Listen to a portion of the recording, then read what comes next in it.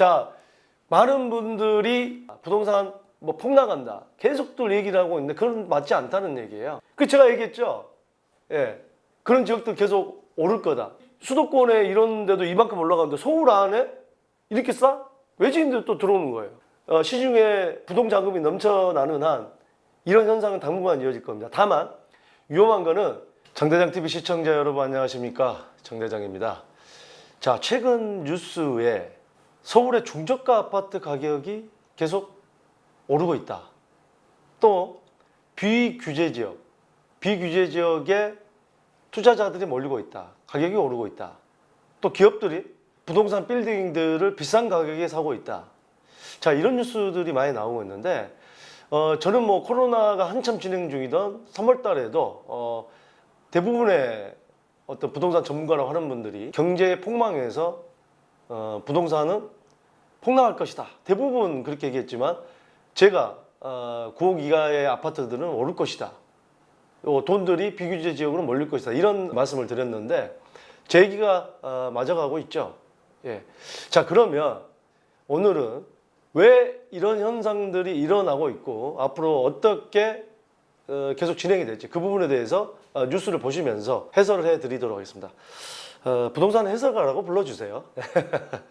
강남에 있는 현대해상 빌딩이 있는데 이 강남타워가 3,600억에 매각이 됐다. 자, 강남에 있는 빌딩이니까 뭐 몇천억씩 하는 거 뭐 당연한 거 아니냐 이렇게 얘기할 수 있겠지만 그 가격이 중요합니다. 그러면은 우리가 뭐 아파트가 아니기 때문에 와닿지는 않죠. 어느 정도 비싸게 산 건지. 현대해상의 강남 4옥은 지하 7층에서 지상 19층이고 건물 연면적이 1,507평 정도 되는데 총 매입가가 3,600억입니다.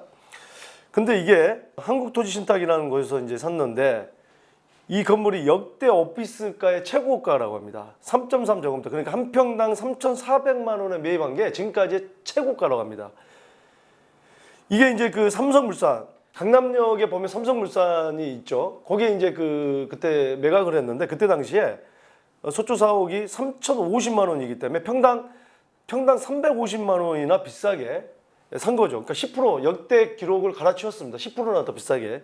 지금 이런 내용들이 나옵니다. 여기는 경쟁자도 많고 많이 살려고 했는데 그러면 왜 코로나 위기 속에 이 지금 경제가 폭망한다고 하는 이 순간에 상식적으로 볼 때 사무실 공간도 많이 어떤 공실이 많을 것 같고 물론 이제 기업마다 전략은 있겠지만 왜 싸게 사도 안 살려고 할 판에 이렇게 최고가를 경신하면서 사느냐, 그걸 우리가 알아야 됩니다. 무슨 얘기냐, 기업들도요 고용이나 사업을 위해서 적극적인 투자를 지금 안 하고 있습니다. 투자를 해도 그만큼 수익을 내기 힘들다고 지금 생각하는 거죠. 또 해외 어떤 그 진출이나 이런 게 좀 막혀 있고 오히려 해외로 진출했던 기업들도 다시 국내로 들어오려고 하고. 왜? 코로나라는 이게 이제 세계화를 어떻게 보면 앞으로 더욱 힘들게 만든 거죠. 세계화가 되더라도 배달이나 지금 대신 되는 게 어때요? 쿠팡 같은 경우도 적자가 많이 났다가 이번에 또 계속 매출이 늘어나고 있죠. 이런 유통, 물류, 아마존 같은 경우 제가 말씀을 드렸습니다만 3개월 동안에 주가가 어마어마하게 뛰었습니다. 그 이혼하고서 아내 된 분한테 이자료로 40조인가 줬는데 그거 3개월 만에 벌었다고 하잖아요. 근데 이제 돈들을 많이 벌어도 공격적인 투자라기보다는 이제 부동산을 사들이는 거죠. 잉여 자금이 있어. 왜? 금리가 너무 낮잖아요. 기업들도 돈을 굴려야 되는데. 그러니까 겉으로는 사옥을 사서 뭔가 사업을 하는 것처럼 하지만 사실상 기업들도 부동산 투자합니다. 제가 한 4, 5년 전에 대만을 갔는데 대만은 우리나라보다 잘 사는 나라입니까? 못 사는 나라입니까? 못 사는 나라입니다. 우리가 1인당 GDP가 3만 불까지 찍었습니다만 대만은 2만 3천 불, 4천 불 2인당 GDP가 우리나라보다 못 살죠. 근데 그 대만의 수도 있죠. 타이페이. 제가 그때 갔을 때 놀러 왔던 거는 상가가 수익률이 1%밖에 안 되는데도 그렇게 사들입니다. 왜? 돈이 오갈 데가 없으니까. 그때 당시에 대만은요. 중국에 진출했던 대만 기업들이 중국에 왜? 지금 다 중국 진출들 우리나라도 마찬가지죠.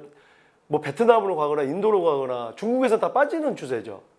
첫 번째로는 저임금, 인건비가 많이 낮았는데 이제는 올랐어요. 예전에 세제 혜택도 많이 줬는데 안 줘요. 그 다음에 중국은 땡깡을 부립니다. 못 나가게 하고 막 약간 반강압적인 거. 그러다 보니까 대만에서 그 진출했던 기업들이 이제 철수를 하고 대만으로 오는데 그 업종을 계속 하기 그러니까 이제 돈들이 많이 남아도는 거예요. 부동산을 사재끼는 겁니다. 수익률이 없어도. 그 은행에 넣어놔봐요, 뭐하게. 저금리일 때는. 은행에 넣어놓고도 돈 많은 사람도요, 지금 요즘 같은 때 보세요. 몇십억씩 예금하는 분들은요, 환장합니다. 예. 그러니까 이제 투자를 하는 거예요. 차라리 부동산에 묻어두는 게 낫지. 이게 은행 예금 금리. 그런 분들도 부동산 없겠습니까? 부동산 뭐 있습니다만, 그럼에도 불구하고 또 부동산으로 가는 거예요. 기업들도 그래서 이렇게 되는 거예요. 그래서 저는 돈의 흐름을 말씀을 드리는 거예요. 최근에 정부에서 추경한다 그래서 30조 뭐 얘기하는데, 요즘엔 또 국방비를 계속 삭감했다고 지금 난리죠. 국방비에서 얼마 가져오고 어디 얼마 가져오고 한 10조 만들고 나머지 한 20조는 한국은행에서 찍습니다. 근데 자, 나라가 어려우면은 국채라는 걸 발행하죠. 자, 개인과 개인 간에 거래하면 뭐예요? 그건 사채입니다. 돈을 빌려주죠. 친구한테 돈 빌려주죠. 예, 그게 사채예요.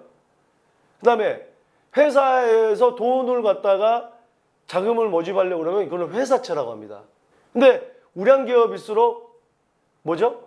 여러분들 친구도 그렇지만 친구한테 돈 빌려줄 때 신용이 없어요. 빌려줍니까? 에이, 쟤는 떼먹을 애야. 빌려줄 사람한테 빌려주죠. 아니, 갚을 사람한테. 회사도요. 이 기업의 신용도가 좋고 괜찮은 기업이면 회사채를 발행해도 금리가 낮아도 사람들이 몰려듭니다. 예금 금리보다 높게만 해줘도 거기에 투자를 합니다. 그럼 기업은 그걸 가지고 또 사업 활동을 하죠. 나중에 갚고 그 약속한 금리대로. 국가는 나라 살림이 여러 가지 어려우면은 국채라는 걸 발행을 하죠. 그러면 국채는 이런 회사나 이런 데보다 금리가 낮아도 사람들이 몰려듭니다. 왜? 적어도 회사만큼 부도나서 안 갚거나 하지는 않아요. 국가는 어떤 식으로든 갚잖아요. 그러니까 전반적으로 금리가 낮아도 국채를 발행하면 돈이 모입니다. 이런 개발도상국일수록 금리가 높아요. 그러니까 왜? 신용도가 떨어지니까. 더 금리를 높여야 돈들이 모여드니까. 다른 나라의 어떤 개인이 됐든 누가 됐든.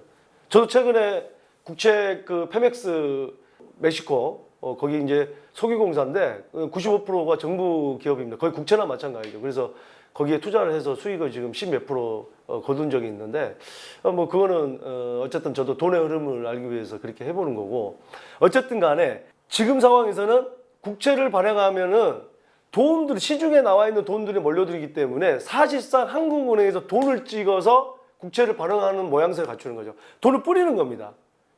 그러니까 돈들이 엄청나게 도는 거예요. 국채를 발행해서 여러분들 개인이나 회사 돈을 끌어모은 게 아니고 그냥 한국은행에서 찍어서 뿌리는 겁니다. 그러니까 돈들이 엄청나게 나도는 거예요. 돈의 가치가, 화폐 가치가 떨어지는 겁니다. 그러니까 기업들도 자꾸 은행 금리도 낮고 하기 때문에 부동산이 실물 자산으로 가는 거예요. 이렇게 비싸게 주고서라도. 여러분들 이 원리를 알아야 되는 거예요. 그러니까 여러분들도 마찬가지죠. 예, 그래서 지금 경기가 좋냐 안 좋냐 하지만 금리가 또 떨어졌잖아요. 기준금리가 0.5%. 그러니까 부동산으로 가는 거예요. 계속해서 뉴스를 한번 보겠습니다. 자, 군포시, 안산시 6% 급등. 여기는 조정 대상 지역이 아니죠. 조정 대상 지역 추가 지정 등 만지자. 정부에서 뭐라고 했죠? 불이 붙는 지역은 어디든 가서 끄겠다. 버선발로 뛰어가서 끄겠다. 이러다 보면 수도권 전체가 제가 볼 때는 규제 지역으로 묶일 것 같아요. 인천이고 어디고 간에. 예. 자, 오는 7월 이후에 수도권에 분양하는 단지는, 그러니까 비규제 지역에서 8월 거부터 아마 시행이 될 거다. 예, 뭐 분양권 전매 금지. 2주택까지 분양권을 못 팔아요. 우리가 분양권을 사는 이유가 뭐죠? 주택수에 포함이 안 되고 단타로 수익을 얻을 수가 있잖아요. 보통 보면 6개월 이후부터 전매가 된다는 양도세를 내더라도 조정 대상 지역에 주택을 갖는 것보다 낫겠다 판단되는 분, 또 단타로 계약금만 집어넣고 또 적은 금액으로 사고 팔고 할 수 있기 때문에, 그래서 분양권 쪽에 몰리는 거잖아요. 소유권 등기 때까지 매매 거래를 할 수 없게 되면서 단타를 노리는 투자족이 수도권 역세권 지역에 분양했던 단지들 중심으로 분양권 매입에 대거 나섰기 때문이다.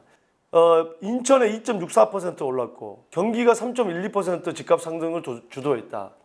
인천도 지금 비규제 지역입니다만 송도라든지 최근에 많이 몰려들고 있죠. 또 그 인천에 그 분양하는 단지, 왜 그렇습니까? GTX라는 게 생기기 때문에 그런 어떤 서울 접근성이 아주 이제 좋아지겠다 하기 때문에 기대 심리가 커지는 겁니다. 또 비규제 지역이기 때문에 단타로 큰 수익을 노릴 수 있겠다, 그런 거죠. 그 다음에 수용성, 수원, 용인, 성남의 오른사에도 여전하다. 여기는 규제 지역이죠. 규제 지역이지만 수원 6.46%, 용인 4.55%, 성남 3.29%, 수원 영토 9.71%, 영통구 대단합니다. 예. 뭐 이런 지역들이 계속 오른 이유가 수원에 보면 화서역 분양하는데 뭐 수원역, 화서역은 뭐 신분당선이 이제 들어서고 수원역은 GTX 역사가 들어서고 이 지역들에 분양하는데 가격 어마어마합니다. 화서역 푸르지오 이런 데 30평대 뭐 10억 넘어갑니다. 11억. 네. 요즘 뭐 30평대 10억 넘어가는 경기도의 지역도 굉장히 많죠. 그러다 보니까 서울의 중저가가 계속 올라가고 있다는 거예요. 서울의 중저가가. 왜? 왜 그렇습니까? 아니, 수원도 10억 넘어가, 강교도 10억 넘어가, 용인도 10억 넘어가, 하남이사도 10억 넘어가. 그러고 보니까 서울의 뭐 노원구나 뭐 성북구나 관악구나 30평대, 아니 그래도 서울인데 6억, 7억, 뭐 5억대도 있습니다. 너무 싼 거죠. 그 제가 얘기했죠. 예, 그런 지역도 계속 오를 거다. 또 그게 있어요. 실수요자들도 대출이 많이 안 되면 15억 이상은 아예 안 해주는 거고 조정대상 지역에서 뭐 9억이 넘어간다. 그럼 적게 되죠. 투기과열지구는 9억 이상은 20%, 조정대상 지역은 30%, 9억 이하는 투기과열 지역은 40%, 조정대상 지역은 30%. 그러니까 대출이 적게 되니까 내 돈이 많이 들죠. 그러니까 내 돈이 없는 사람들은 예, 적은 금액대가 용이한 거예요. 그러다 보니까 그런 지역들을 몰리다 보니까 그 가격이 올라가는 겁니다. 이게 여러분들 투자 원리를 알아야 돼요. 사람들이 왜 몰리는지. 그래서 이 6억 이하 서울 아파트 가격이 껑충 뛰었어. 주변 집값 상승 부채질 않아. 왜?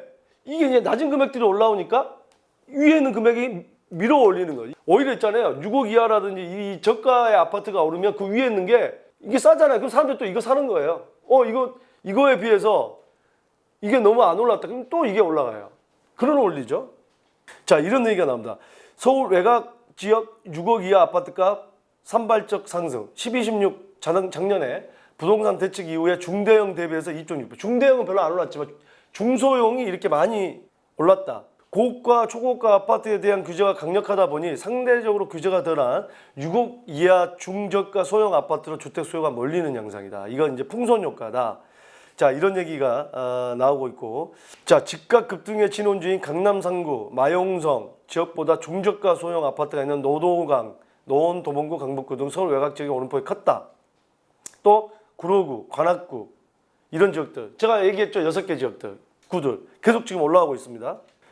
자, 이러다 보니까 이제 또 어떤 현상이 벌어지냐. 이 규제에 서울 집 사는 외지인들, 예, 주민등록이 서울로 안 돼 있는 분들이 많이 사더라. 그게 서울 외지인 거래 비중이 26.6%로 2006년 조사 이래 최대치라고 합니다. 이게 3기 신도시 생기고 뭐 생기고 뭘 만드는 이유도 정부에서 서울의 집값을 잡기 위해서 만드는 건데 자꾸 외지인들이 더 삽니다. 왜? 수도권 공화국이 되면 지방은 이제는 인구도 그렇고 점점 떨어질 것 같으니까 지방에 계신 분들 더 사는 거예요, 서울에. 서울은 그래서 어떻게 해서든지 채워집니다. 서울 인구를 끌어들일 수는 없어요. 3기 신도시로도. 저는 그렇게 생각합니다. 3기 신도시 주변에 있는 집들도 위험하고 지방에 있는 이 중소도시도 위험합니다. 올해 1분기 외지인 거래량 1위는 노원구 978건. 노원구에 거기 이제 뭐 상계주공이나 또 노원구 중계동 같은 경우에 이제 학원가들이 있는 데는 교육을 위해서도 많이 옵니다. 저도 상담을 많이 하고 또 상계주공은 창동 차량기지 이전하는 거 그런 개발 호재 때문에 거기는 10몇 평대 이게 작은 것들 이 적은 금액들이 많기 때문에 투자자들이 투자하기 용이하죠. 그 다음에 강서구 939건. 강서구 뭐죠? 9호선 라인 쪽에 보면은 뭐 등촌주공이나 이런 아파트들 작자 4억대 뭐 갭 작은 것들. 지금 뭐 갭이 많이 커졌긴 했습니다. 뭐 어쨌든 간에 금액대 작은 금액들. 자, 성북구, 은평구, 구로구. 예. 자, 이렇게 많이 몰려듭니다. 자, 많은 분들이 지금 뭐 코로나 위기로 폭망한다. 부동산 뭐 폭락한다. 계속들 얘기를 하고 있는데 그건 맞지 않다는 얘기예요. 예.